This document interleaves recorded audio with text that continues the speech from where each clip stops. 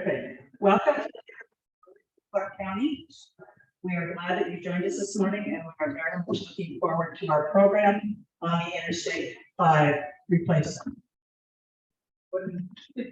Needs to be a little louder. Louder? Yeah, you went away. You went away. Oh, that would work. So League of Women Voters is a nonpartisan organization whose purpose is to promote the informed and active participation of citizens in government. This means the League does not support or oppose candidates for public office or political parties. And we act only on issues chosen by the membership for study and action. The League of Women Voters is also an organization fully committed to diversity, equity, and inclusion in principle and in practice. Diversity, equity, and inclusion are central to the organization's current and future success in engaging all individuals, households, communities, and policymakers in creating a more perfect democracy.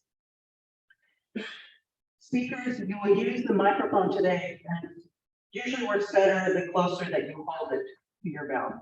And Meg McNicholas is going to give us our land acknowledgement.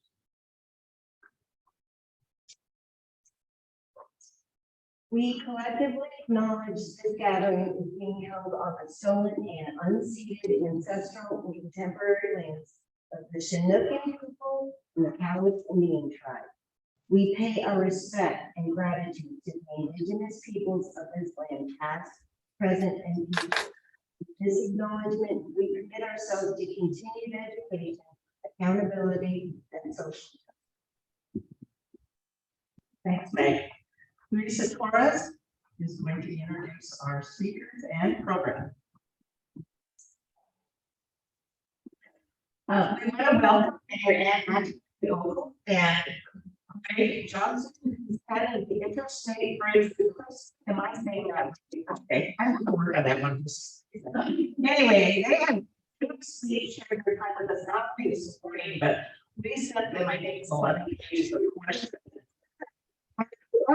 All we've got more. Anyway,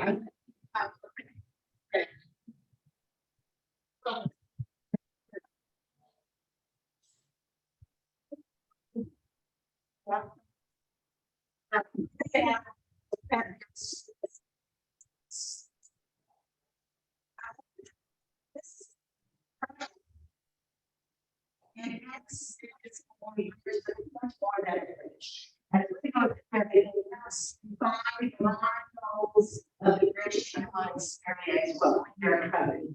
Yes, half of that. So that's why we need to plan on this one. We're so happy that I left this part of the home that I put to Vancouver.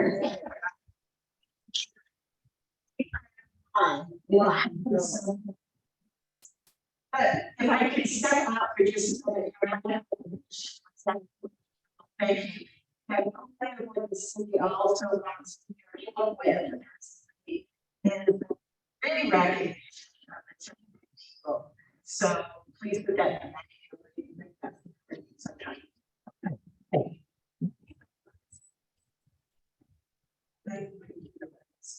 I am, but I'm still making sure that our hybrid guests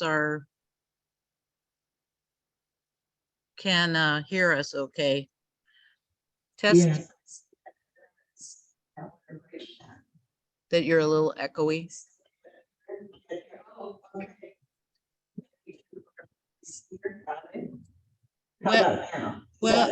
Well, see the it's this computer. Can you hear Marianne, Heather? Mayor getting.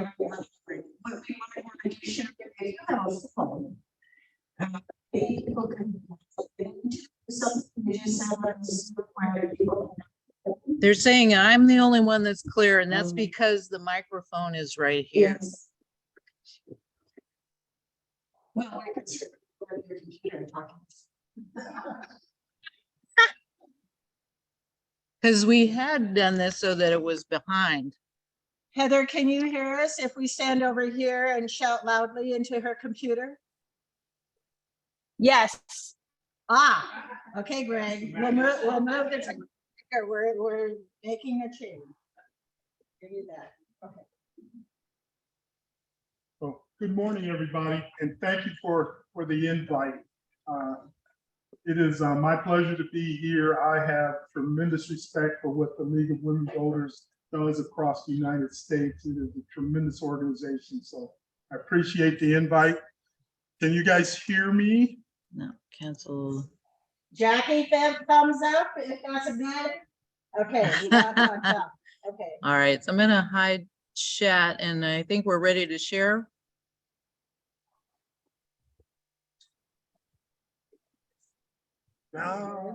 Yeah, I can. So first off, let me tell you a little bit about myself. And I've been here for 2 years working on this project. I did live the first 15 months in Portland, and I promised my favorite mayor that I would move and also experience the bridge from the Vancouver side. So I live down on the waterfront. I walk to work every day. I walk past her office every day. So, but I'm a civil engineer by training. This is coming on my 40th year in the industry. Spent most of my years in the lovely state of Michigan. I was deputy director for the Michigan DOT. I ran Maryland State Highway Administration and worked in the private sector as a senior vice president for a large consulting firm. So I have a varied background. A lot of it is delivering projects. So when this project failed the first go round, I was in Michigan, heard about it and said, that's curious why they would not want to replace a 90-year-old bridge at that time. And file that away in the back of my brain. I get a call saying, well, there's this little project out west that you might be interested in and you could help with. So that's how I ended up here in the lovely Pacific Northwest. But when we interviewed Greg, he had finished a project between the United States and Canada, building a bridge. We figured if he can build it to two countries, he certainly can build it between two states. That project is still ongoing, but the pylons are in the air, and we're anticipating that bridge, that's the Gordie Howe Bridge between Detroit and Windsor, will be open in a year and a half. So it is possible. Keep the faith. So I'm going to quickly run through this, but the mayor and I are here to actually answer your questions and concerns about the bridge. So I'll run through the presentation and then we'll have a conversation. So let's go to the next slide, please. So as the mayor said, this is not just a bridge job. This is a 5-mile corridor with a big bridge right in the middle of it. So you see, we start up right at SR 500 on the north end, and you'll see those blue dots are the 7 interchanges that go along this corridor, and they are tremendously closely spaced. In any modern freeway design, any modern roadway design, you would not have 7 interchanges this close. They kind of act as one large congestion producing interchange. So we are going to take this entire corridor and modernize it and make sure that folks can get through this corridor in a safe way. So this is a big picture of what the project is. Let's talk about why. So if we can go to the next slide. So the first answer to why we are building it is because the governor said so. That's the first answer. But we actually Spin the base.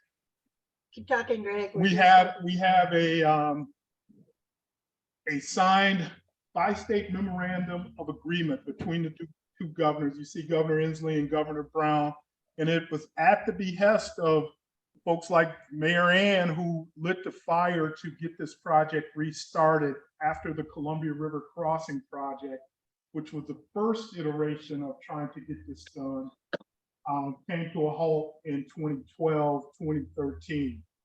So Washington and Oregon so far have pledged $1.1 billion.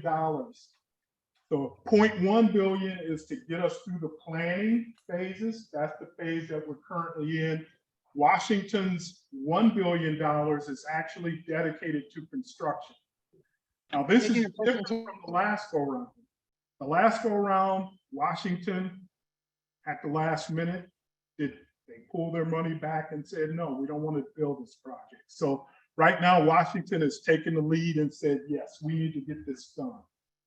So we have another difference from the last time. We have a bi-state legislative committee that gives us oversight. So we have 8 legislators from each state, 4 from the House of Representatives, 4 from the Senate in each state. And we meet with them on a regular basis with the idea of no surprises. So we also have 8 partners, 10 if you include the DOTs. So the city of Vancouver is probably our strongest partner. Mayor Ann she's been making me pies and fussing at me and making sure that we keep this thing moving forward. This is a tremendous challenge, having 8 bosses every day telling you, well, I like this and I don't like that. And if they match up, it'd be great. So we have the city of Vancouver, city of Portland, both ports are part of that executive steering group. The regional planning organizations, Metro on the Oregon side, and Southwest Regional Transportation Council here in Southwest Washington, and the transit agencies are also a part of that executive steering group, with TriMet on the Oregon side, C-Tran on Southwest Washington. So let's go to the next slide. And Madam Mayor, you can jump in anytime if you have comments to add. So the real why. The governor's told us, yeah, you got to get this thing done. But this is why this bridge and this corridor needs to be replaced. So let me jump in. Those 6 bullets are extremely important. As they make decisions on everything, those 6 bullets on purpose and need to be considered every single time. So when people are talking about tunnels, when people are talking about light rail, when they're talking about auxiliary, these 6 bullets were first adopted a long time ago, and all of the decisions after that were based on those 6 bullets of purpose and need. So when Greg shows you some of the other things, when you look at those 11 pages of comments, all of them are based on why we needed this bridge, the purpose and need of this bridge. So we went through a process. We relooked at the purpose and need and said that any of these problems gone away since the Columbia River Crossing project ended 10 years ago. None of these projects has gone away. As a matter of fact, they've only gotten worse. So travel demand and congestion. This is the interstate. This is the only interstate on the West Coast that connects Mexico and Canada. So it's a tremendously important trade corridor. Also, we have the Port of Vancouver, the Port of Portland that sit right in this corridor, and they're shipping goods by truck, receiving things via water transportation. So it's very important that freight can move in and out of this corridor. We have limited public transportation. So my friend Sean Donaghy from C-Tran is not here to kick me, but right now the only transit that we have is express bus that goes from downtown Vancouver to downtown Portland. And it's a great service, but we're looking to make this a true multimodal corridor with a number of options for folks who want to choose different ways to travel in this corridor. So, and that transit is right in the same lane as all of the cars. There's nothing special. So when the bridge is congested, transit slows down. So we're looking to change that part of the equation. We also know that safety, This stretch of roadway in both states is one of the highest crash, has one of the highest crash rates of any location in either state. So we know that there's narrow shoulders, there's narrow lanes. So this is a problem that causes safety crashes every day. If you've ever walked or rode a bike across that bridge, the bicycling walking facility is about 3.5 to 4 feet wide. Now, I've walked it 32 times now. And every time I walk it, I find it incredible that people choose that as the way to go. It's loud. You're probably 3 feet away from speeding traffic. It is not a thing that invites you to want to walk across the beautiful river and get to downtown Vancouver, get to Hayden Island. It is something that we take serious to make this a multimodal corridor, to make biking and walking a more pleasant experience for folks, so folks will use it and get out of single occupancy vehicle. So whenever I have a senator or representative that doesn't believe in replacing a bridge, I like to invite them to walk out 21 feet so that they get the full bounce of the bridge and put their backside up against the railing where the semis are less than 18 inches from them. That really secures that feeling, that sensory approach. It does. Let me tell you, we've had tours, and the mayor is absolutely right. Some people don't get it until you go out there and look at it and see how close things are and what a tight window we are trying to fit this new infrastructure. And finally, and probably one of the most important reasons that we are rebuilding this bridge is one of the bridges, the northbound bridge, is 105 years old. And it has been there, it has served this area well. It is still a very safe bridge, but it is 105 years old. And the second bridge that carries southbound is 64 years. So this is something that these bridges have lived their life.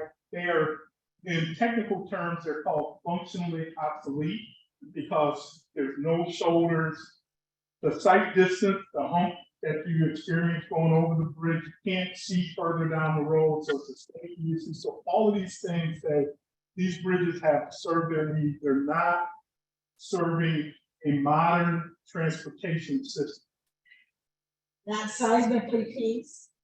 Go to YouTube, type in seismic I-5 bridge, Columbia River. You'll see a great video that is computer generated, and it shows the bridge going down during the earthquake, in pieces. But it also shows you what Greg is pointing out.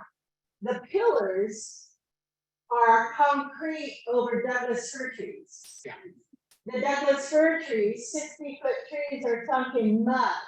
This isn't steel and concrete, sunk in bedrock. So it looks like concrete on toothpicks in, and it lasts that way when everything goes to hell in a basket. So I think we need to move the last word to the top of this. Well, I like this to build up the drama for it. But the mayor is absolutely right. We don't know that this bridge would survive the Cascadia subduction. We know that every 250 to 300 years, that Cascadia subduction, those tectonic plates move and it causes a massive earthquake. And if that happens, we don't know if this bridge would survive. But that simulation that the mayor speaks of is actually based on what happened in California when that large earthquake hit the Loma Prieta area and collapsed the bridges down there. So we reviewed purpose and need and said, yeah, all of these things still Good exist. morning, Henry. Hi, baby. Good morning. Good morning. We can hear you. So all of those things still exist. So we relooked at it, and what we heard from the partners and the community, there are two other important things that they they think that we should be taking into consideration, and that is climate change as well as equity. And we know that automobiles and trucks generate almost 40% of greenhouse gas production in the state of Oregon, and a similar amount in the state of Washington. So we are trying to, once again, modernize this, take some of the congestion off, so we will have a bridge that flows well, so you won't be sitting generating greenhouse gas and going nowhere. So this is important to us. We've reviewed all of the other ideas, and some of you have probably heard them. The one clever is a clever name. It's called a common sense alternative. Who could be against a common sense alternative? Except that it doesn't make sense. The common sense alternative says, well, take the old railroad bridge, reconvert that, build another bridge and keep the old bridge. And it's like, that just doesn't work. So we've looked at the tunnel idea. The tunnel idea, you cannot get to SR 14 unless you take out half of Fort Vancouver to go past it and loop ramps back to it. So all of these things have been looked at. As engineers, we're agnostic as to tunnel versus bridge. We just need something that works. So when you hear folks saying, oh, they just want a bridge, we just want something that works. What I didn't share with Greg before he came, we did have one proposal that people would come in high with their cars, like a hot wheel ramp, only it would be a water slide from Vancouver down the ramp all the way into Portland and up and settle and then drive off. So a water slide was proposed, but we didn't bring that one forward. Thank you. We appreciate it.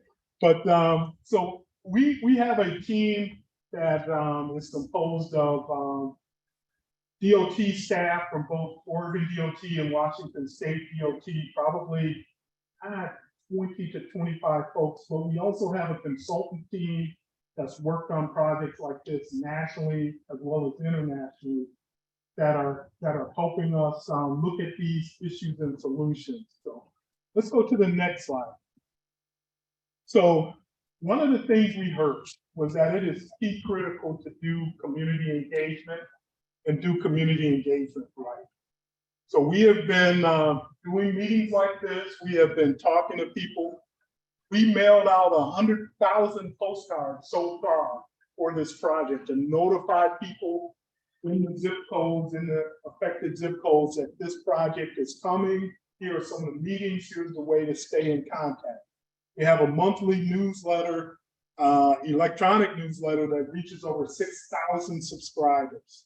So we do digital, we do print, we do radio. We've given so many interviews that I can't even count them. But we're trying to make sure that no one can say, boy, I didn't hear about this. What is this? So we are doing social media. They even did a TikTok video of me. So, you know, but they said, yeah, it's effective for that younger demographic. So it's like, okay. But when I came, we were right in the heart of the pandemic. And so we are still doing virtual meetings. Now we're kind of shifting to hybrid, where we keep, just like this meeting, we keep some people on computer and other folks are in the room. We have working groups. We've had working groups that 80 different folks have showed up to give their opinion at just one of these. So we've had open houses, online open houses. We've done surveys. We've done polling to understand what the community wants to see out of this program. So we also do listening sessions to make sure that we are capturing. And you see Brian Stebbins sitting over there. Brian comes with me to all of these presentations, whether they're in person or verbal, to take notes, to make sure we are answering all the questions and concerns. The next slide, please. So This is a graphical representation of the work that we have been doing over the last 2 years. This is called the modified LPA. LPA stands for locally preferred alternative. So we propose several things. And I'm just gonna orient you. Vancouver is up here. There's the river. This is Hayden Island Marine Drive. So this is from Portland looking north. And in our next slide, we'll show the view from Vancouver. Are we ready? No, well, let me walk through this real quick. So this locally preferred alternative contains 4 proposed things that we are studying in this environmental portion. We heard the folks on Hayden Island said, this interchange currently is just dividing the island is too much. Can you make a smaller footprint? And so we're looking at a partial interchange on Hayden Island. So if you're coming southbound from Vancouver, you'll be able to get off on the island. And if you're going northbound from the island, you'll be able to get back on I-5. The other movements will be moved to the Marine Drive interchange. That's why Marine Drive is so complex with a number of ramps and movements. And I don't know if you can see it very well. There's a light gray ramp. That is going to be a local bridge, because that's one of the things we heard from the folks on the island, is that they want to be able to access Portland without getting on I-5. So that local access bridge will help do that. And you also see kind of a yellow color. That is the proposed light rail that will run from Portland's Expo Center along the I-5 corridor. And our next picture will show it staying close to I-5. The last time it was gonna penetrate into the heart of Vancouver. Vancouver has developed and done so many great things in the years since that idea that we said we can move this to, and this light rail will end at Evergreen, so, just south of the library, that big empty grassy field, keep that in mind. and Evergreen, the mayor has great plans to make Evergreen a transportation hub. Bicycles, walkers, buses. Walkable, rollable. So everybody will come there and you'll be able to get off your bike, get off your car. There's parking in the area, and be able to get on light rail or take the bus rapid transit that C-Tran operates. So this is a very well thought out plan, and a good plan that doesn't impact future of the downtown. So one of the more controversial issues is the number of lanes that will cross this bridge. So we know that given the growth of this region, that this bridge will need to carry traffic more efficiently than it does today. But we know to the south, there are 3 lanes in each direction, and to the north, there are 3 lanes in each direction. So if we go out and build 10 lanes in this little stretch, all it would do is create a bottleneck where folks would have to get back into those 3 lanes. So we're going to build 3 through lanes in each direction, same as what's to the south and what's to the north. But what we're looking at is building auxiliary lanes between the ramps. So if you've ever tried to get on a freeway, well, this freeway, and let's say you're coming from Hayden Island, and you got to make a decision. Okay, C Street, SR 14. Currently, those interchange ramps are separated by 600 feet, and you're in through traffic, and there's a truck behind you, and you're saying, okay, got to make a decision. What we're looking to do is build auxiliary lanes where you can get over and smoothly get out of through traffic, make your decision, and go. So this is, we think, an important function that will make the roadway, those 3 through lanes function as they should, rather than how they do today. And if you have a hard time visualizing that, I invite you to park your car at the next to the academy or the library. Get out and stand on the overpass at Evergreen and look over the edge. What you will see is shoulder, through lane, lane, through lane, auxiliary lane, shoulder, ivy. So that's what we're looking at on the bridge. And if you don't have that in your mind, it's awkward to kind of say, well, how does this all work? Just go and stand at the Evergreen overpass and it will show you. We're not putting ivy on the bridge now, right? No. So auxiliary lanes exist throughout the region. You just don't pay attention to them because they do what they're supposed to do. They help you get on the freeway and merge into traffic. They help you get off the freeway in a reasonable way. So that's what the auxiliary lanes are about. And finally, sadly to say, don't throw things at me. There will be tolling on this bridge. We looked across the country, and projects of this size that have that extra zero in them, that make them $1 billion bridges, neither state can afford to take that type of money.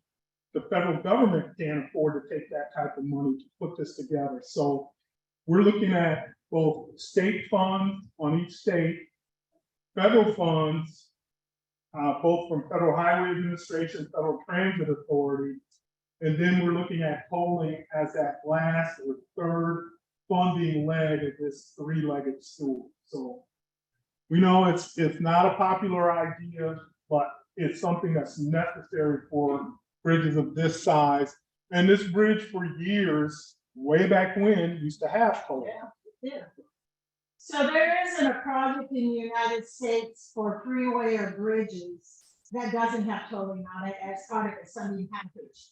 But please be clear, there are many different types of tolling. So you'll hear Oregon doing congestion tolling. That is not what the bridge will do. Congestion tolling has pay off the debt, encourage people not to use the roads, and collect money for other projects. The bridge doesn't do that. The bridge will pay off the debt, and it will be for maintenance and operation of the bridge. Yep. We're not collecting, or I should say the 2 states are not collecting tolling on the bridge for other projects.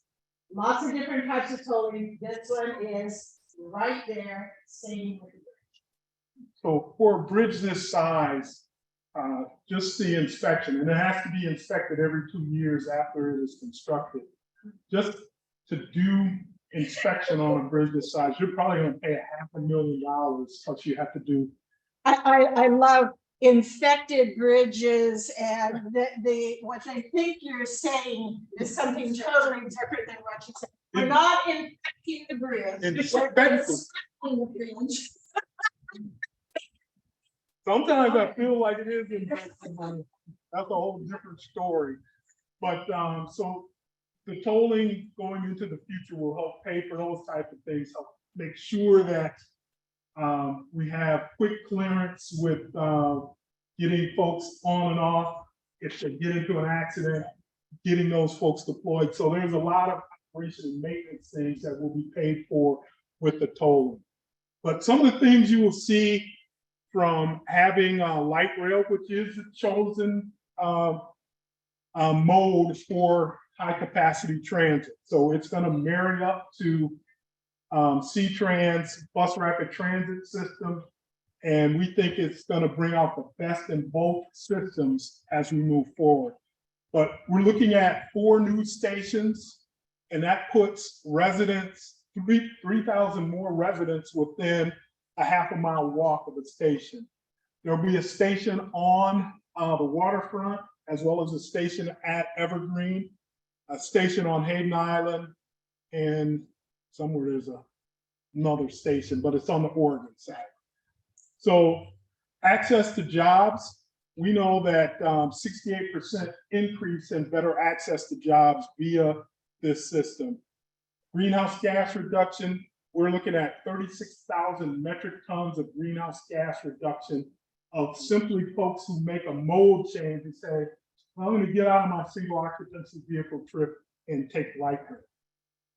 So we also have strategies, other strategies that will combat climate change, both in the construction phase, but also encouraging biking, making sure we're connecting to all the major regional bicycling facilities so folks can get to, because if you've ever rode across there, this is one of the most confusing things ever to try and find your way, which way to go. So let's go to the next slide, please. So this is the view from beautiful downtown Vancouver. So here is Smith Tower. All right. So the academy would be way down here, right about here. There you go. And so that golden, once again, that is the light rail, the proposed light rail that we would build. It runs along the freeway, so it doesn't have this negative impact on the city and the city's development, but it ties into a nice transportation hub at Evergreen. And so this is, right now we're showing 2 bridges. We looked at can we stack the bridges, put one bound, northbound over southbound, and we're finding that we can't unstack them quick enough and not have an impact on Fort Vancouver in a major way. So there'll be 2 slices of bacon, not pancakes. Yeah. So this, once again, these are some of the graphics we're developing. We will have more graphics in the next 5 months. We're going to have some more graphics that show more detail of what this thing could look like. So let's go to the next slide. Oh, sorry, I wasn't. Oh.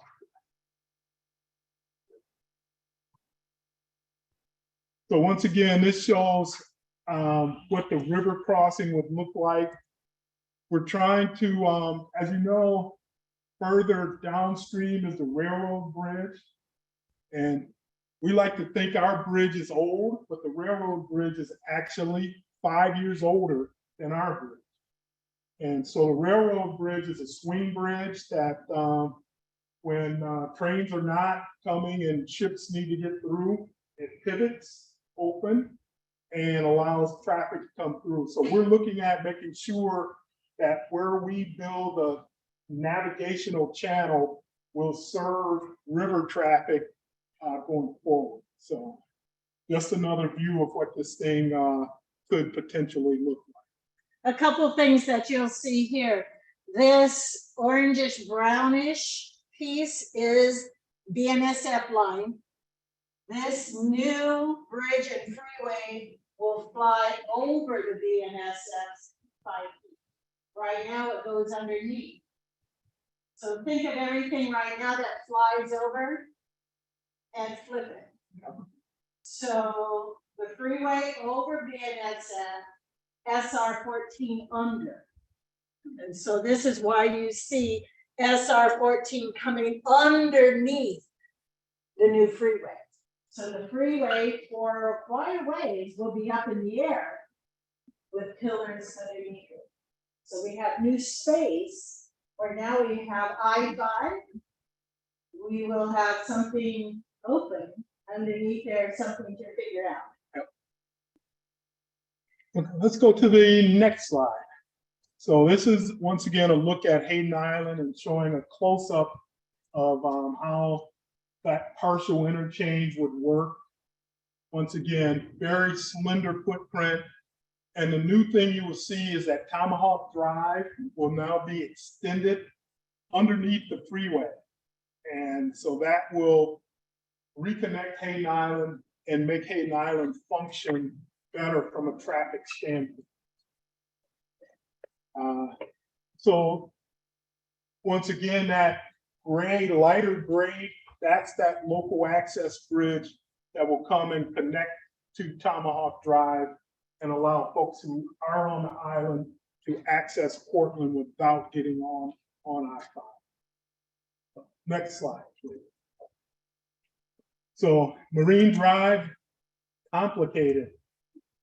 So just so you have an idea, we are going through a estimating process. The previous project, the Columbia River crossing, was estimated to cost between 3.2 to $4 billion. So we are looking at now upwards of $5 billion with inflation. If we'd have built it back then, we'd have been $1 billion cheaper. That's why I tell folks, gotta get done this time, or this is gonna be so costly, it's gonna be so burdensome that no one is gonna be willing to take it on. Right now, we have a window of opportunity at the federal level.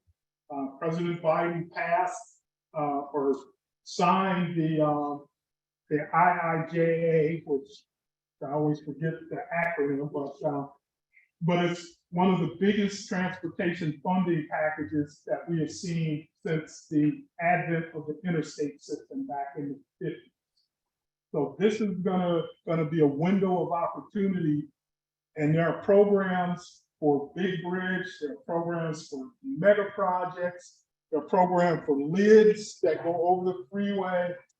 And so we're gonna be applying for all of those things. There's grant programs for transit that we think we are gonna be very well positioned to get to.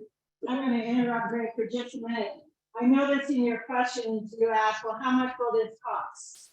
And then people always say, well, there are cost overruns. So I want you to think back 1 year at the price of gas. In 1 year, it was 43%. I asked you to think back, what did it used to cost for a loaf of bread? 27% in 1 year. If we don't hurry up and keep going and do it correctly, those costs will continue to go up. And it's very hard to say what will happen in 1 year, let alone 5, let alone the 10 years that it'll take to do this. That is such a great point. So we are our partners with the mayor taking the lead in the city of Vancouver, and also on the C-Tran board at the time, got us a approval for the locally preferred alternative. We had unanimous support from all of those 8 partners, and within that unanimous support, 90% of the individuals who make up those boards and councils said, yes, let's move this forward. So once again, seismically sound replacement bridge, 3 through lanes, northbound and southbound. The Portland Harbor Bridge is I-5 from the south side of Hayden Island. Before, that wasn't going to be replaced, but now that decision is 15 years old, and so that bridge now, it's not worth to try and rehabilitate it, so we're going to replace it. We're prioritizing a multimodal corridor, with transit being an important part, to give people choice to say, yeah, I can get out of my car and I can still get to where I need to get to. So safe and comfortable active transportation, interchange improvements, variable rate tolling, which is very different from congestion pricing tolling. So variable rate is meant to optimize the dollars that we bring in, because this, once again, is going to be a very expensive project to build and maintain and operate into the future. So we had all 8 partners endorse it. Our executive steering group unanimously endorsed it. That's the 8 partners. And the bi-state legislative committee acknowledged moving this into the environmental review process. So that's currently where we are at. This approval happened at the end of July. So we are now digging in deep, doing a lot of technical reviews, creating technical reports to get us through the environmental phase. Next slide, please. So we are in a process that's called a supplemental environmental impact statement. And it's supplemental because the last project, the Columbia River Crossing, actually reached what is called a federal record of decision. And that's the big cherry on top of everything, when the federal government says you have met all of the criteria, you are eligible for federal funding, go build this thing. And that's when the funding kind of fell out. The bottom fell out of the funding picture the last time. So we are back in that stage of trying to get to a new record of decision. We're hoping to get there the summer of 2024. These things take a lot of time. There's a lot of public hearings that have to happen, a lot of engagement that has to happen. So we will be doing a draft supplemental, which is the first time there will be, the public will get a chance to see all of this new work that's been done. That will happen the summer of 2023. So you'll see our draft supplemental environmental document. We will have meetings, we'll invite everyone. And if you get on our website, we will have notifications, we'll be banging on doors and doing all kinds of things. So once again, by that time, we will be probably at 5% design. Right now, we're probably at between 2 and 3% design. So we will know a lot more about what this thing will look like, what the impacts will be to property owners next to the bridge. So a lot of things that will be happening in these next 6 months. Let's go to the next slide, please. So one of the controversial things that happened the last time was the coastal. We had a bridge height that was X. The Coast Guard said, no, you can't do that. So we adjusted and we took the bridge height up to 116 feet under the Columbia River Crossing project. We got a permit from the Coast Guard that says, yep, 116 feet. You've talked to all the river users, you've got the present needs and the future needs. 116 will work. You can mitigate for folks who fabricate bigger things and need a taller bridge. You can have them break it down into smaller modules. You can move them on the other side of the bridge. You can do a lot of different things. So we think 116 feet is the right height. We also know that if we are forced to build another lift bridge, right now, this is a lift bridge. That whole section goes up in the air and creates passage for ships.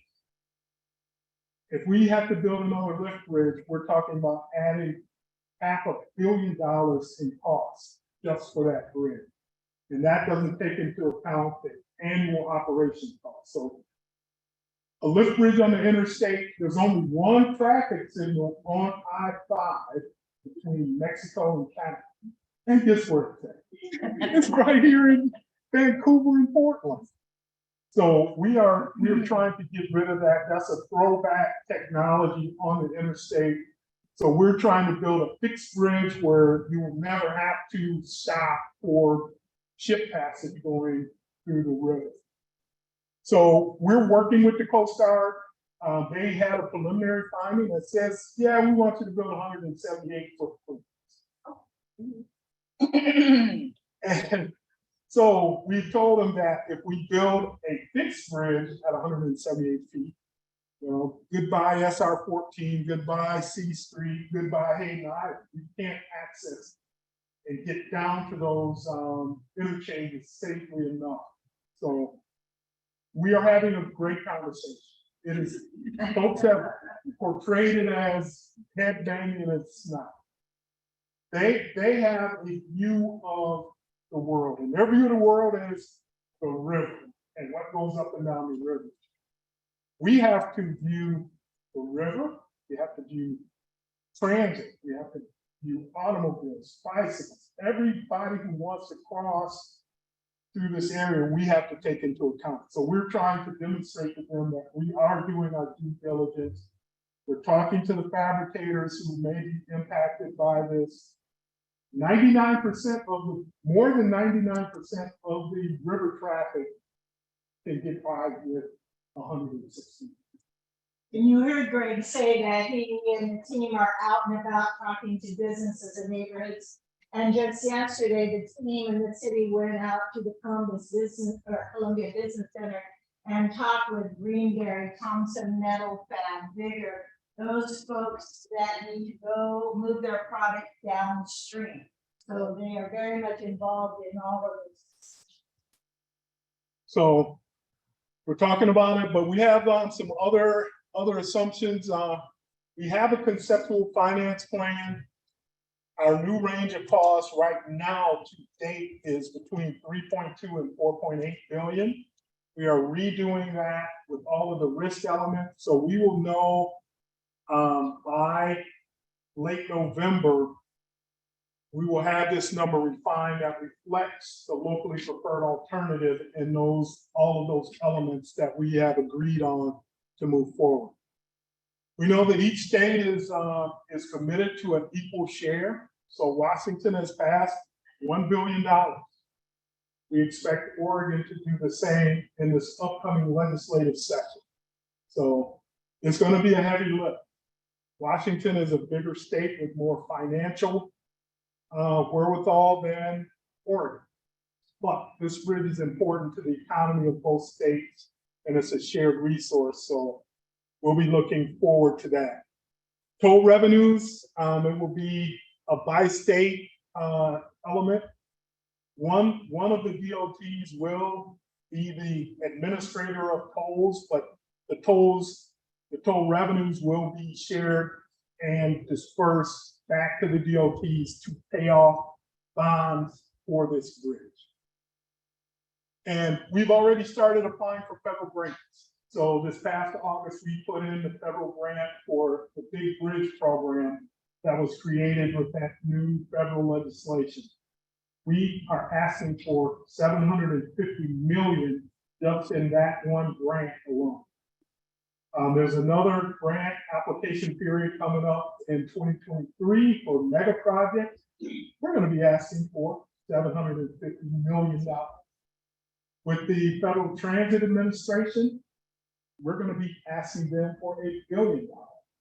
So we're going to be asking for a total of $2.5 billion from the federal government.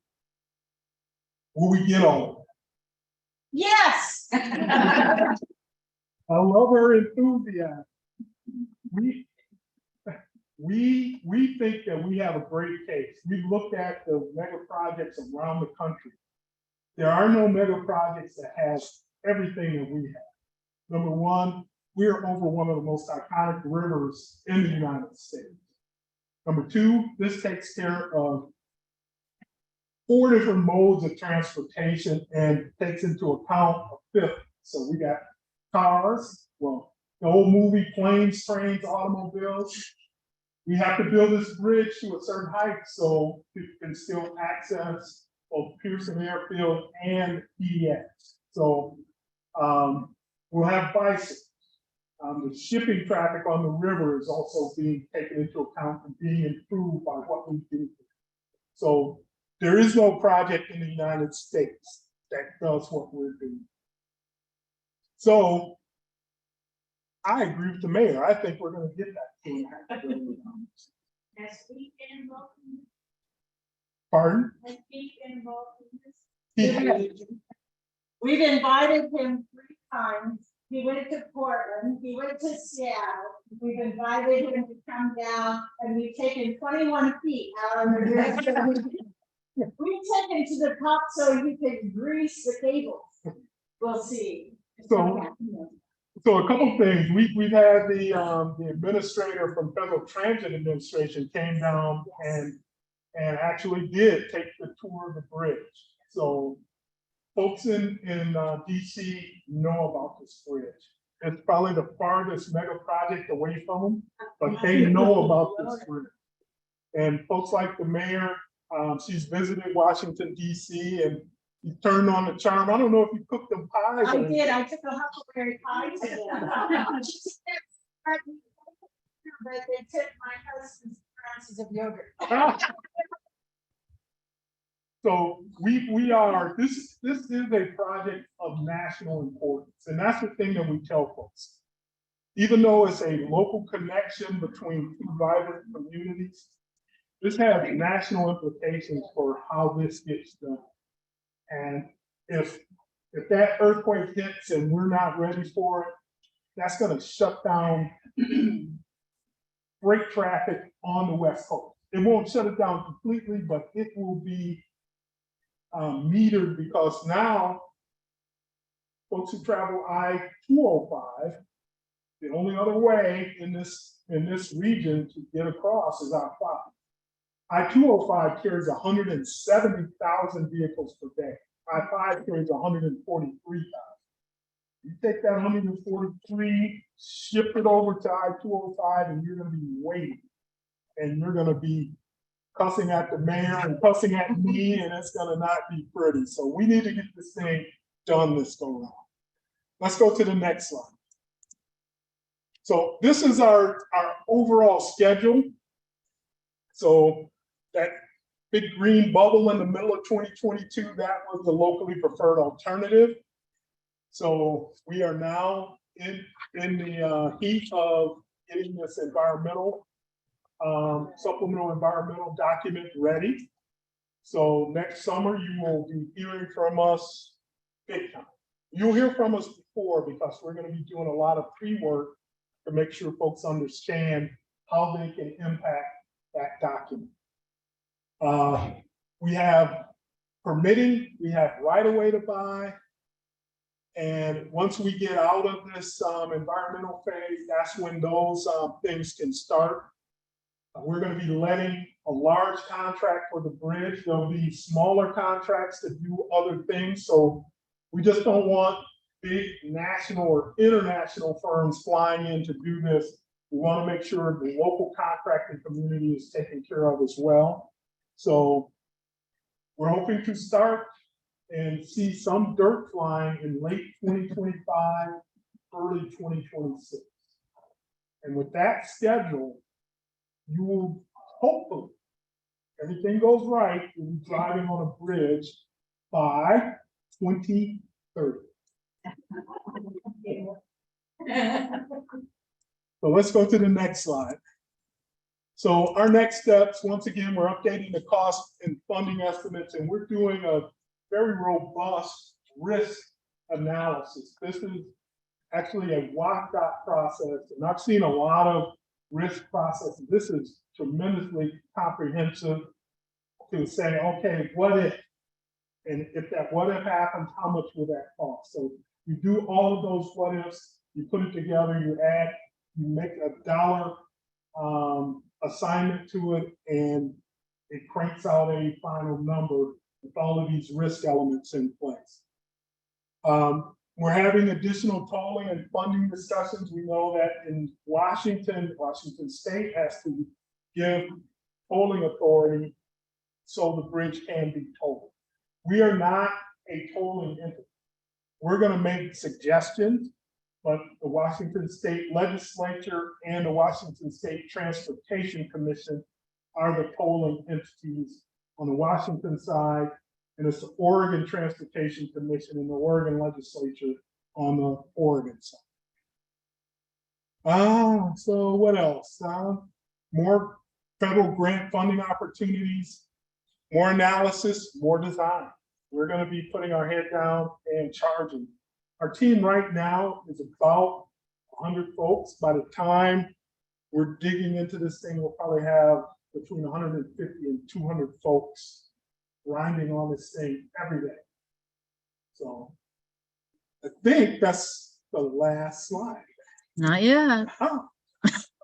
How can you stay connected? How can you get involved?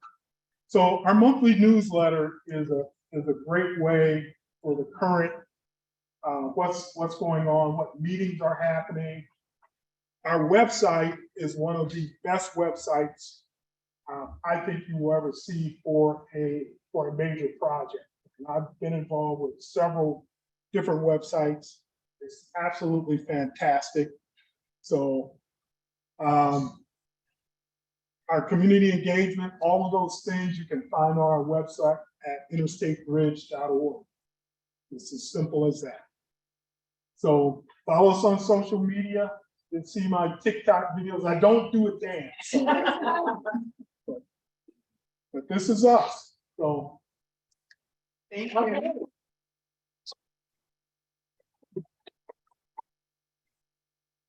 So you did send 11 pages.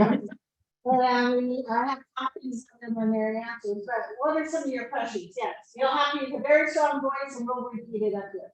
Okay. So I wrote the southbound bridge. I wrote my southbound bridge the day after November. So that's how old I am. And I also earthquake place. And I received the earthquake damage in Alaska. So I know how much that can be impactful in this area. So my question was much smaller. I noticed that you have, or that you are ending the light rail at Evergreen. I lived there, we're talking about the WSU campus. And one of the things that was strongly considered at that time was light rail all the way from Oakland State University to WSU. There's a big hole in that. And so I would like to know, are good plan for extending light rail north from Evergreen? No. But that is a conversation that Clark County and CFRN need to have. And it's not a conversation that this project needs to have. This project gives us the option of bringing it over. And then this community will talk about light rail and how we as a community will pay for that. That's outside of this project. But CTRAN has the third bus rapid transit system going north in discussion right now. So as you know, we have the BRT on Fourth Lane, we have it almost done on Mill Lane. We'll have our third one going north, and that will work its way through the city and head up 99 up into the north area. But we're also looking at the fourth and fifth opportunities. But we didn't want to delay this project for Clark County's discussion because part of the reasons for approval was that this light rail system is TriNet's system, not CTRAN. CTRAN will have the BRT, the express buses on shoulder, the local buses. We will not be paying for LRT. That's not our system. So that was one of the conditions of approval. Too bad. But stick around for the conversation. How will this community like LRT, where do you want it, and how will we pay for it? And that's a conversation this community will have to have. Yes. Yeah, thank you. This is so great, so clear. I can visualize the systems that you're looking to put in place. The thing that I can't visualize is the actual construction project. It seems impossible to just wipe away the old bridge and then start constructing the new bridge. Could you talk a bit about your vision for the transition and how that will work? It's a great conversation to have about how this thing will get built, because it is tremendously complex. So we are planning on keeping the existing bridge in operation, building the new bridges beside it. If this is the new or the old, the new bridge will be built probably 100 feet downstream, and we'll get those bridges done. We'll make a closure where we have to make a connection to get folks up onto the new bridge. So there will be times when I-5 will be closed and the mayor's phone is going to ring off the hook. But But think of the freeway that's on the Oregon side. And the freeway over here, we don't have a lot of wiggle. We have sound walls and an old hospital. We have sound walls ever in a library. So this space is the bridge. But as Greg said, it'll be downstream building the Yeah. bridge. And then at a certain time, probably at nighttime, we hope, we're going to have to connect that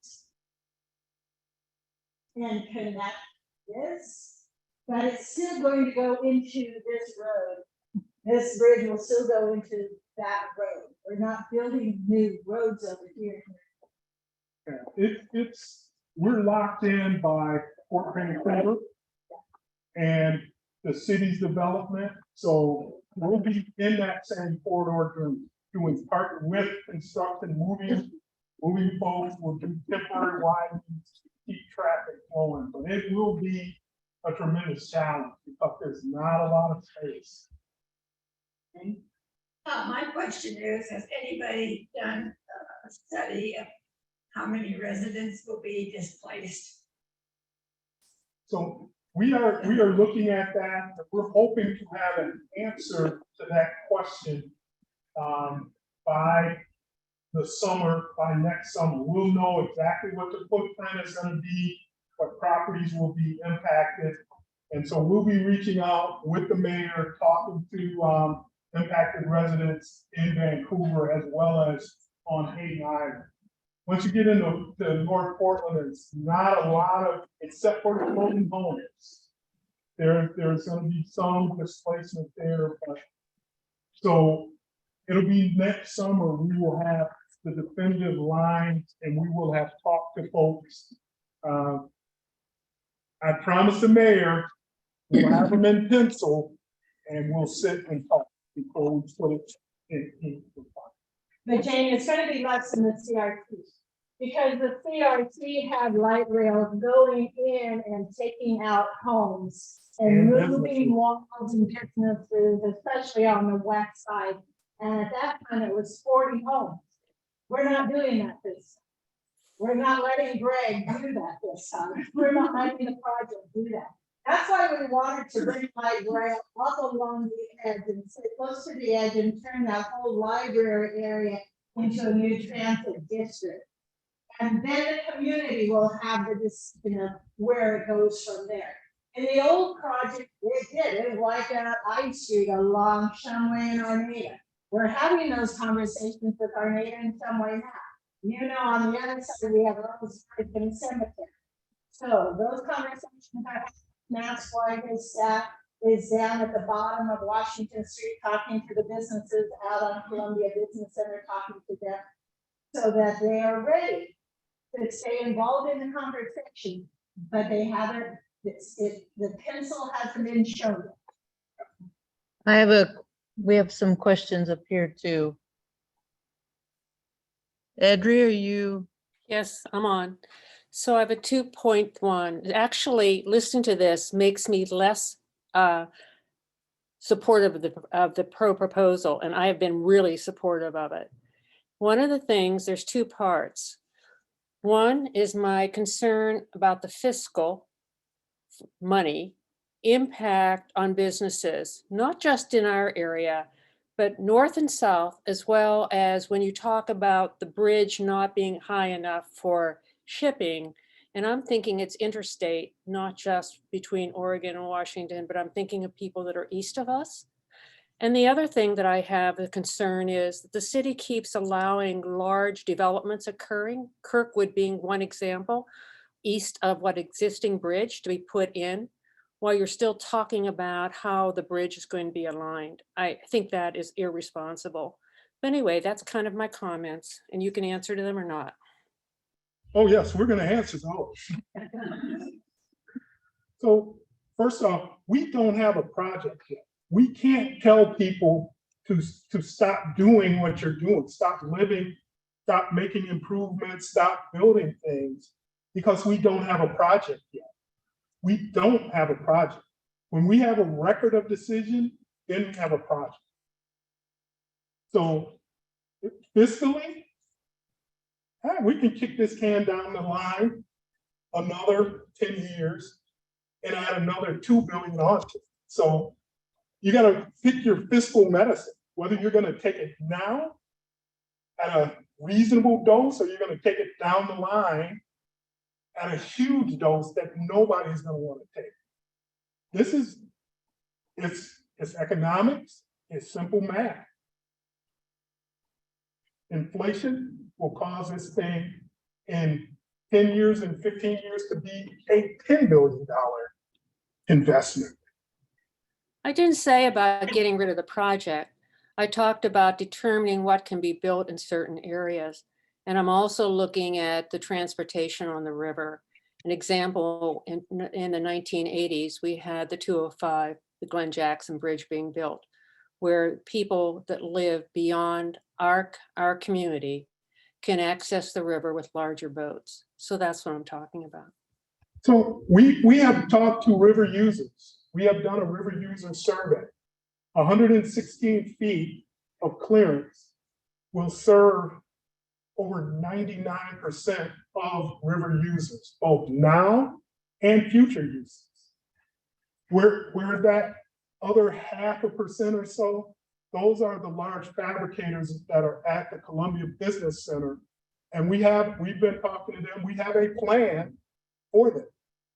And if this bridge is 178 feet high, it's going to have to go so far out to Leverage Park for people to get up on.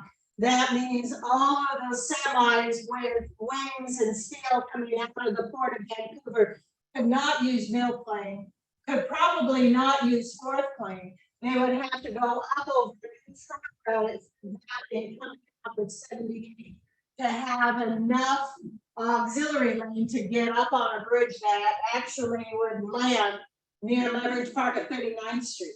So that is why that 116 feet is so necessary, so that we can get all of that freight up and out of there, and the freight coming north can get down into the Port of Vancouver. Thank you. We're going to take one more question here in the room and one more on Zoom. Hi there. Hi, my question is with regards to 205, has there been any studies on the impact either during construction or due to the tolling? So it's a great question. The state of Oregon Department of Transportation is actually looking at tolling, putting congestion price tolling on I-205 and I-5 south of our project. So nothing to do with us, but they're trying to detangle some of the congestion that's in Portland. So the funny part about that is if you put congestion pricing on I-205, all of our models show more folks coming back to I-5 because it's a shorter distance. If you got to pay a toll on both, folks come back to I-5 because it's a shorter, more direct route. Do we have any more questions from our Zoom participants? Raise your hand if I missed a question in the chat. Okay. Okay, nothing on Zoom? Nothing on Zoom. Thank you from the bottom of our hearts. Thank you so much. What a wonderful presentation. Thank you. If I can make one last statement, and it's to Edry. Edry, I beg you to come to our office and talk to us. This is not the forum to dig in to the 5-foot level of questions, but if you think something that we said here today has changed your mind, that this doesn't need to get done, I'm very interested in finding out what that is and why that is, because I tell folks, I came here 2,400 miles. My house is still back in Michigan. I love the state of Michigan, but this is such an important project. It brought me here to say, this thing needs to get done and it needs to get done right. And it needs to get done now. But please come to our office. We're in the Columbia Bank Building on the second floor. We'll talk to you. We have staff there most every day. We'll answer any of your questions. As long as you have questions, we'll answer. So, and that goes for any of you guys. If you want to come by, you're at the Columbia Bank Building, right off of the C Street ramp, right down the street from City Hall. Thank you. Thank you so much. Thank you. You, of course, are more than welcome to stay, and I don't know, someone may want to, get you before you leave the building, but thank you so much. Yeah. You're very welcome. If you have any questions for me, as I'm walking out to go to the Michigan, the rest of Michigan.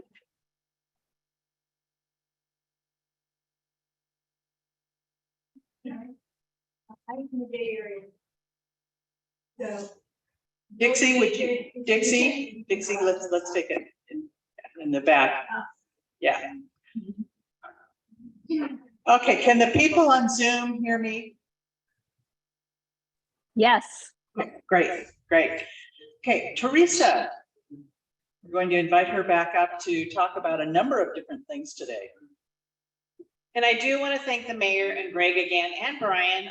Seriously, we sent them a bunch of questions and they answered them very thoroughly. I'll try to figure out a way. I tried to copy and paste it to the civics committee and it was messy. I'll figure out a way to share it with you guys in case you want to read through all of it. And I also wanted to acknowledge that some of these questions were sent in by the Portland League. I don't know if any of them joined us today, but I want to thank them also. And also, we were talking about the Chinook tribe. We had the presentation from Sam Robinson last month, and a lot of you were not here. I have a lot of material that he left with us. I don't want it at my house. It's a beautiful book. Thank you. So please avail yourself of that. And I guess now, should I talk about the radio show too? Sure. Okay, so hopefully in November, we'll be launching a radio show, title still to be determined. Tracy and I will be doing a half-hour program on KXRW 99.5. It doesn't have a huge, what's the word for it? Not bandwidth, that's not the right word. It doesn't go out very far. My joke is always, you gotta park in front of the McDonald's on Mill Plain and maybe you'll get it. But they archive their shows and they also, their sister station X-Ray will be playing our program. I don't know when it is yet or anything, but it will be on civics topics. And we hope to involve many of you because you're all experts in various things. So anyway, look forward to that. We'll let you know more. All right, this is the civics moment. So we've been doing the amendments. This month, we're going to do 3, the 13th, 14th, and 15th. Because going backwards, as I've been doing, which has an obscure reason I won't go into, it would be really confusing with these 3 amendments. So the 13th Amendment abolished slavery in the United States. The 14th Amendment granted citizenship to all persons born or naturalized in the United States. It also prohibited states from violating or abridging rights. And the 15th Amendment then stated the right of citizens of the United States to vote shall not be denied or abridged by the United States or by any state on account of race, color, or previous condition of servitude. No more slavery. Everyone born here is a citizen. Everyone gets to vote. So easy, right? Well, as we know, these 3 amendments to our Constitution did not eradicate racism. In fact, as a backlash against these amendments, laws were created that found loopholes and circumvented the intent of these amendments. The 13th, for example, was needed because the Emancipation Proclamation freed only slaves in the Confederacy. Did you know that? I didn't. Not those in the border state that remained in the Union and had over 750,000 people living in slavery. However, the loophole in the amendment that it allowed, the loophole in that amendment has allowed for mass incarceration of people convicted of committing a crime. At the time the amendment was written, there were few prisons. In fact, most northern states had the very same language in their constitution. No one imagined that the law would be used to further enslave people. The amendment states neither slavery nor involuntary servitude, except as punishment for a crime whereof the party shall have been duly convicted, shall exist within the United States or any other place subject to their jurisdiction. So a number of states use that statement as justification to imprison mostly Black people and then lease them out to work in slave-like conditions. The 14th Amendment promised racial justice, but again, that has not occurred. One cannot even begin to recount the ways the laws and regulations have abrogated this amendment. In light of today's program on building the bridge, we need to be conscious of how urban planning has often divided minority communities and moves them to make way for new construction that is supposed to benefit everyone. We want to encourage our bridge builders to hear the voices of these communities and to involve them in the planning and building. And finally, the 15th Amendment has been weakened by laws that put strictures on the ability to vote, particularly for people of color. The lesson here seems to be that even constitutional amendments do not guarantee the freedoms we believe every American should have. We need to continue to be vigilant, to be informed, and to take action when we see our laws be perverted to serve the powerful few.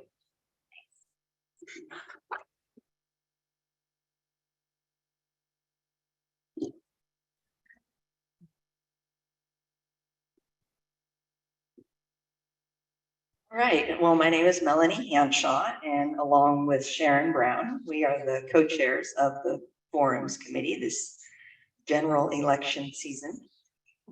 I want to emphasize that this round of forums are the first in-person audience forums that we've had since before the pandemic, since 2019. And I want to thank all of the volunteers that have participated and everyone who signed up for the coming ones, because it's gone really, really well. And I'm really proud of the work we've done. The forums are like job interviews. Our aim is to educate the voters by hearing directly from the candidates. The next two forums are coming up in 2 days, on Monday, the 10th of October. We will have a forum at the downtown Vancouver Library. It begins at 6:30. And it is, let's see, 49th District and the Sheriff. LD 49 and the Sheriff. LD 49, which is 2 positions, 1 and 2, and then the Sheriff's race. And then on Wednesday, that forum also begins at 6:30. It will be held at Washington State University, Vancouver, up Salmon Creek area there on 134th Street, or just off of that. And that is the 18th District positions, LD 18 positions 1 and 2, and the County Council position number District 5. District 5. Thank you. The one on Monday will be live streamed on CBTV. The one on Wednesday will be recorded by CBTV. We don't have the capacity to live broadcast from the WSUV building up there. Our motivation or our intent for going up to that area was to get closer to the 18th District and reach out to try to acknowledge and include more citizens, voters from that area. So we're proud of how we've been able to arrange these 4 different forums. The one we had last Monday was out in Camas at their community library, and that was recorded and is now available on CBTV to watch. Yeah, those are the basics. Thank you all. Thank you again to our volunteers. I want to add that we are also partnered with the Associated Students of Washington State University, Vancouver. They, the president, Jacob, I think it's Butcher, I may be butchering his name, was instrumental in securing that, that venue. Yes, so big thank you to Washington State University Student Association president for Yeah, helping us secure that location, and they'll be there as co-sponsor. they already support. advertised it. Yeah, they're Officially. sponsors, but it's actually on the event calendar for Washington Yeah. State University. We may have a good student turnout. That would be exciting. Yeah, great. Thank you, Sharon, for remembering that. Thanks to Melanie and Sharon. Yes. The forums have been very, very interesting. I hope you have been following them. And coming up on the 15th is the 3rd Congressional District debate. Judy Stanton was not able to be here today, and I'm wondering if Sally would speak a little bit on the debate that's coming up, our progress and et cetera. Sure. That's a hard one to talk about.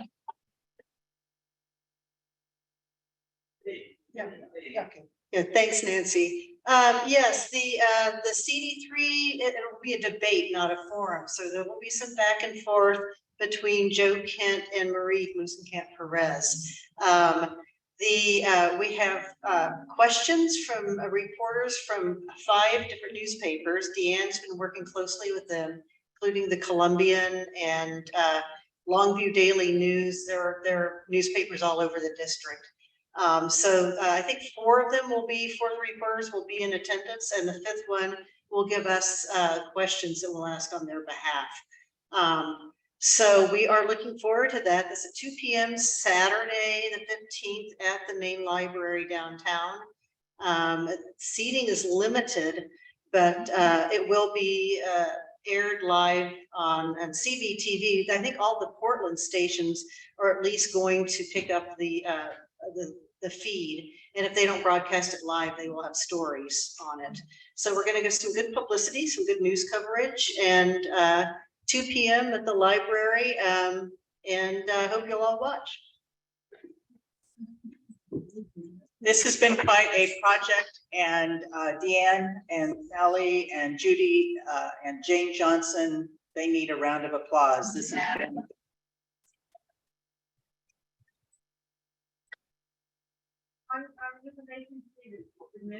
Free admission tickets. So if we want to go, do we need to get a ticket? the seating is it's standing room only now. And we have been taking names. So you're admitted if your name is on the list. And we encourage everyone possible to view it with CBTV and TVW and the other streaming and recordings that will be available. If you want to chance it, you could, come down and see if there is room, standing room only, but at this point, there are no seats left. Does that answer your question? The date, somebody was asking about the date. The date is October 15th, this next Saturday at 2 p.m. Oh, sorry. That's okay. Did that answer your question? More or less. Okay. Well, that's an old flyer. We've been very dynamic, haven't we? As we've been planning the debate. There have been a lot of press releases on this. It's been in the papers, different papers, and of course in the voter. So I encourage everyone to check out your voter when you get it. That's very critical. All right. Some exciting things coming up about news studies. So this is something that most of the people in our league now are not familiar with. So as we talked about at the beginning, we do not support candidates or parties, but we have positions on issues. So coming up, the league is going to be going through a process with 2 different studies. The Shoreline Study, which started in 2019, and the News and Journalism Study. Sally Hale and Deanne Finken are instrumental on that one. And that's going to come just a little bit later. So the Shoreline Study is taking a look at our league's, the state league's position on the Shorelines Act. The act itself is 50 years old. State has a position on it, and this group said we need to take another look. And it's a fabulous study. Shorelines, Washington State has an incredible amount of shorelines. We're talking lakes and streams and ditches, and we're talking rivers, we're talking ocean, we're talking the Sound, we're talking bays. It's pretty impressive what they have done. It's very, very extensive. On October 20th, and this will go out to membership, will be a Zoom meeting at 4 p.m. The Shoreline Study Group will be presenting to our group. Okay. Then on December 5th, again at 4 p.m., our league will go through the consensus process. So the consensus process has to do with examining what the shoreline study came up with, answering questions that the state and the state board and the study have come up with in order to develop the actual position wording that will be voted on in May of 2023. Very critical work. And again, most of us are not familiar with this process. And so it will be, from what I understand, it can be a very, very fun process. So I'm looking forward to it. And that is going to be our training for taking that same approach with Deanne and Sally's study on news and journalism. On November 14th at, is it 6:30? We will have a presentation on the news study that will also be via Zoom. And then at some point before March, middle of the month, we will need to go through the consensus process on the news study. So this is critical to what the league does and stands for. And we get to be a part of this with 2 studies. So watch for those, well, please take note of the dates now and watch for the Zoom links that will come out shortly before that. And there will be more updates in the voter. But again, it's almost historical because we haven't worked on a study like this for quite a few years. Yes, Judy Hudson is going to be one of the people that will be moderating our consensus process. And so, yes, please. So I've been interested because I thought to myself, this is above my skill level, these studies and how do you ask questions and how do you even know who to talk to. But I am going to recommend that you read the study first. And I did that, and I also am going to recommend that you do it on a bigger computer screen. I tried to start on my phone. It is, and don't be deterred because it's 72 pages long. If you read it first before they even present it to us, you'll have a better understanding. And the first part's a little dry because, you know, you have to know about all these net gains and net distractions and all this sort of thing. There are a few things that, but the end is very good. And what I liked about the committee, I love the league training, and I went to 3 Zoom meetings. And one of the things that I learned is everybody has shorelines and everybody locally has to do plans. And I thought to myself, wow, when this is done, this is part of league. You got to do more digging to find out. Now, let me tell you how you get the study. You can go into the League of Women Voters Washington and get it in there. There is a summary. That's okay if you want to do a shorthand, but really read the study. And if you go to kittitasleague.org, and Kittitas is KITTITASLEAGUE.org, you can go in and click on it. They have a little one and it says the Shoreline Management Act of 50 years. The other thing that I learned that I really enjoyed is they said the purpose of this study really is not just a new position, but is it working? Does it need to change? And that's what this league group, and do not miss listening to the state league people, because I at first I thought it's, like I said, it's going to be above my intelligence, but They are really sharp people, and this is a very important study. And of course, like Nancy said, we'll be ready for the next study. Then all that, if you just read it and you come and listen, then you don't have to worry about the consensus questions because it'll be, and are we going to show, we're going to do that in person, the consensus? That will also be Zoom. That'll be Zoom. So we'll have to have technical people that put you in little groups. Do show up to do it. Even if you're not interested in shorelines or the study or the information, to learn the consensus process, because I wasn't sure what that really was. And it's very well organized and it's structured. So, and to see how they, formulate questions and things like that.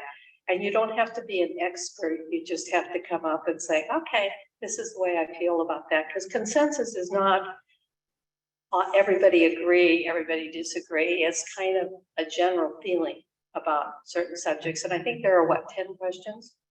Yeah. So anyway, this is my pitch. And I know Susan's read it. And do you agree with that they should read it? Oh, absolutely. It's an excellent study. You'll be impressed, first of all, with how much work is done to write this study, how much investigative work was done. So I actually have talked to most of the people who wrote the study, and I'm so impressed not only with their knowledge, but with their dedication to getting your position right that we can actually advocate on. So yes, let's all be there. Yeah, and they were pretty casual, and I don't know if you've ever met Peg Murphy. I kind of like her because, you get uptight about this. Oh, well, this looks pretty hard and sophisticated. She always says, no, just make it what it works for your league. And we have such a great league here that I really enjoy. Is that enough of a pitch? Oh. That was great. Thank you. Thank you very much. You said it very, very well. Thank you. We are closing up. We have some committee reports that we'd like to get some information to you. And voter services has been extremely active this fall. So thrilled that we've been able to get out in person and hold voter services events. And I want to thank Sharon Brown, who is our voter services, I guess we'll call her coordinator, guru. No, I'm the chair.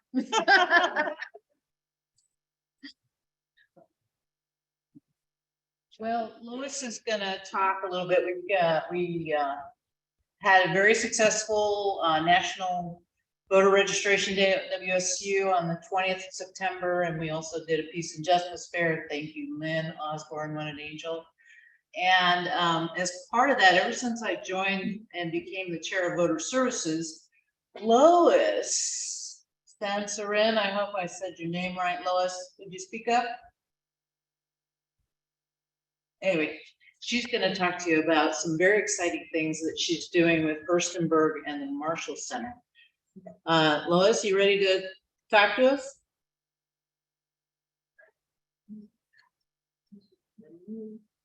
I texted her. Anyway, other things that are going on is that I think it's Valerie Sarkisian. She's the chair for the League of Women Voters Washington Voter Services, and she's going to be down here doing some voter services events. Marcy Wright is a new member, just started, and she's also been doing some amazing things with voter services and voter registration. Mary Schick's been doing some pop-ups with Kathy Bender and some other folks. And Mark Anderson's going to be doing the Floats for Votes event at the WSU on October 18th from noon to 2. They attract all of these students to come to this event so that they, with root beer floats, and there's going to be legislators there and some of our candidates there, and then a couple of civic organizations. They're still building that. It's going to be in the Furstenberg Student Center. So we've got volunteers that are doing that. And Lois, you ready?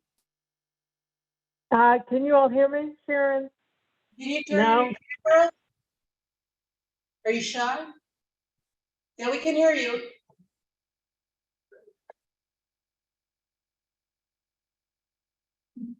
Anyway. Anyway, so. You can hear me okay? Yeah.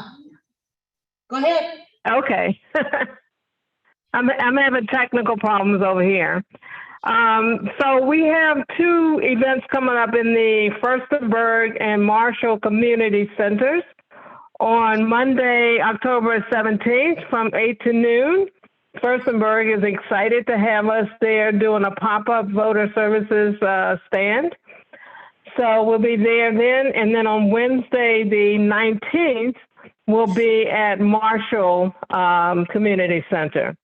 So they said those are the kind of days that and the time periods from 8 to noon, where they have the most foot traffic. I will be there at both events. We definitely need one other volunteer for each of the events to help us greet the voters and potentially enroll, new voters there. So we're going to just want to reach out to you and invite you to join me. It will be indoors in the reception area, so we don't have to deal with the elements, and that's coming up. And then the other thing, update in terms of voter services, Sharon, is the Vote 411 update. So I've reached out to the Vote 411 website project manager, and basically they said that we have like several candidates, about 14 in our county that haven't responded. So I'll be reaching out to them over the next week to try to get them to respond and put their positions in on the website. And also our Clark County forums links are not shown there either. So I say, well, what's going on with that? We've been doing some great forums, so we certainly want to have people have access to that. So I'll be working with them to get those links there. I think that's it, Sharon. Yeah, you're awesome. Thank you, Lois. Thank you. Okay.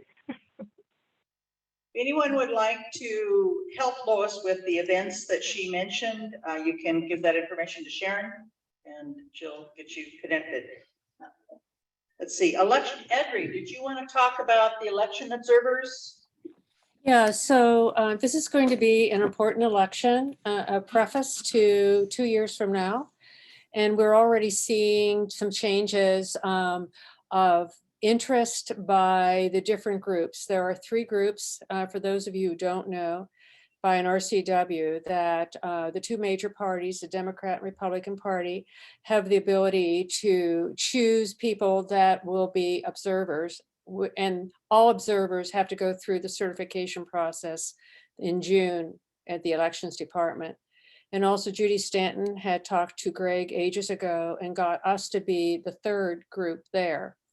So the first thing that we had on the 29th of September was the logic and accuracy test. And this is when the Secretary of State indicates by positions that are going to be on the ballots how many votes will go into different parts. And so they write it out and then they feed it in just like it would be through, and we watch it being fed into the computers and then the count. It's a faux count, of course, but it is a way to see that the actual ballots, when they go through the whole process and then go through the computer that goes out to everyone, that's the one that's connected and counts it, that it is correct. So there usually is a member, usually a chair. Andrew Brewer, who is one of our members, is also the chair of the Ds. And then we also have another person from the Rs and myself. This time there was quite a large number of people there who were unsure of the process and were very skeptical.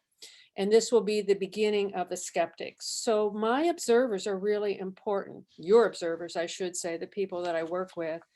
And we had a lot of them last election, but we're going to need all of them. And Kathy Garber, who is the supervisor of elections, had last election said that she did not want to have anyone that had not observed, but were certified to be there the day before elections, the day of elections, and the day after, because she takes, if you have never observed, she takes people on a full tour and explaining the process, because we've had some people really questioned the process. This year, this election, nobody will be allowed to observe if they have not observed before for the entire week of elections. That means Monday through Friday. After it was over, I went out into the hallway, and there were 3 people that were talking, and they kind of pulled me aside. I'm kind of this neutral person, which I always talk about, because I say, we're nonpartisan. I'm totally neutral. And they had questions about the canvas board of the last election, where there had been folks that they checked and they, you sign, when you sign the envelope, that's your affidavit envelope. Everybody understand that when you put your ballot back into the envelope and you do your signature, you're swearing, basically, that's you. And there are some that when they go through the process, say, the person that signed it wasn't the real person. And so if they go through this process, and there is 3 people, there's Greg, who is from the auditor, and then there is a county counselor and also a county prosecutor. And they make the final decisions of looking at these affidavit ballots that, yes, this person is actually, and they have the actual signature, a copy of the actual signature, is the person or not. And then they make the decision whether they're going to refer it to the prosecutor, who then refers it to the sheriff's office. And they pulled me aside and said they had been following this to see what the sheriff had done with it. My point of showing this telling you this, we are going to see in more and more of the doubting of the process. And so my observers who are going to be getting emails from me this coming week, because we will start the 24th of October observing, is that we not only will be observing the process, but we're going to be observing the observers. And if we find any kind of issue that is concerning to us, we are to go, we can't talk to the workers, but we go talk to the supervisor or the assistant supervisor. So it's going to be very critical. What we do here is very, very critical. Thank you.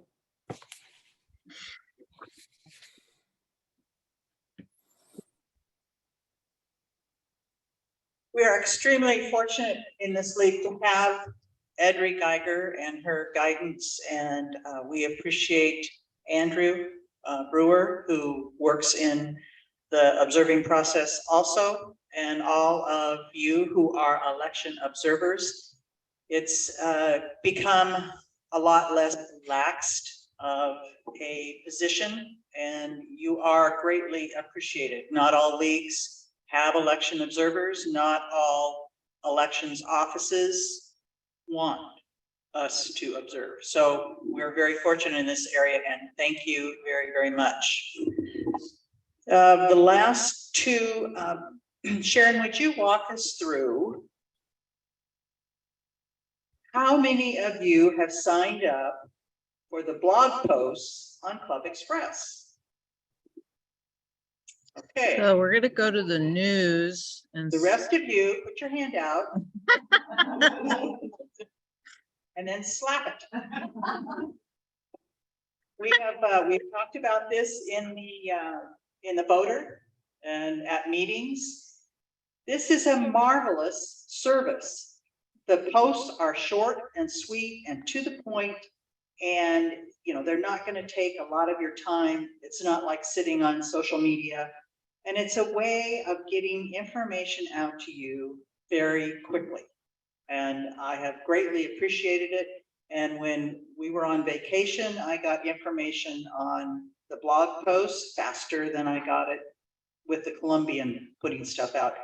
Please, please sign up for this. It will make our lives so much easier in getting information out to our members. So please, please do that. And Sharon's going to walk us through. It's super easy. First you have to conquer logging in. And then once you do that, you go to LWVCC News. And the tricky part sometimes can be as well, where's the subscribe button when you get to the list of the news, but the real trick is to go in and actually click on one of the news articles. And then, as you can see, I don't have to have my hand slapped because I'm subscribed. But it's very easy to unsubscribe. You know, you just click on that. And then if you go in and you click on one of the news articles and it says subscribe, click on it. And you're all good. So, Any questions on the process? right, there's one other additional thing I wanted to, you may have seen a voter article that said you guys can go to the volunteering under member actions. And there's a new page there, and I've been populating it with candidate forum volunteers, and I also populated with Lois's events where she's looking for volunteers. She's already got Jane Van Dyke for one, and we'll add that, but there we need a volunteer for floats for votes. Then there's volunteering opportunities. So go in there and take a look, and if you're, oh, I'd love to do that. You know, click away. Club Express has turned out to be quite easy to navigate, and it is a great way to get information. So I encourage you all to check it out, and particularly, please sign up for those notifications. Okay, one last thing, unless we have something else from the floor. I work with the Observer Corps, and if you're not familiar with the Observer Corps, we observe public meetings such as councils and boards and commissions. And we are currently watching the Vancouver or the Fort Vancouver Regional Library Board, the County Council, the Clark County Planning Commission, the Vancouver Planning Commission when they meet. Last year they did, this year they haven't. The Battleground School Board, and going to be starting again the Camas City Council, Evergreen School Board, the Board of Health. Did I catch them all? Okay, we need help. There are a number of different areas that we need to be covering, and there are so many things going on in our neighborhoods and communities that the rest of our citizens need to be made aware of. I know that Judy Stanton is, by just a fluke, she heard about a very, I'll say, unusual development that they want to put into her neighborhood. And those are the types of things that, you know, we're constantly hearing about, well, such and such is going in and I didn't know about it. And you have this high rise, or you have a business that you had no idea was going to move into your neighborhood. So by us being on these different boards and commissions and councils, we're able to keep a pulse on that. So it's very simple. You sit there like a bump on a log. You do not speak. And most of them are hybrid. And you write up a simple report and share it with the committee, and then it's posted on Club Express. If any of you are interested, talk to one of the observers or myself, and happy to tell you a little bit more about it. Are there any other committee reports or items for good of the order? Jane? I just had a question. When you go to these public meetings, is the Columbian Press usually there? For the County Council and Vancouver Council, yes. They did not used to be because, you know, there were staffing issues obviously during the pandemic, but they're getting pretty good coverage now. Board of Health, the County Council and Vancouver City Council and Camas Council and Washougal City Council. Those are not covered as thoroughly, but right now they're in the news because of different things that are going on with staffing. So that is a big improvement. That's a big improvement. Great question. Anything else? Any other comments? Okay, coming up are the forums and the debate. Please watch them. The October 20th, that's our Shorelines presentation. And then November 14th is our news study presentation. December 5th is our shorelines consensus, and December 10th, is it the 10th? At 10 a.m. here in person is our holiday party. So,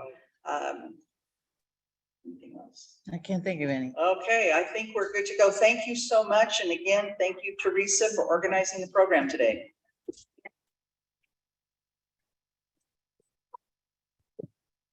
And I'm sorry. Thank you, Sharon, our technical person. Yes. Thank you to those on Zoom.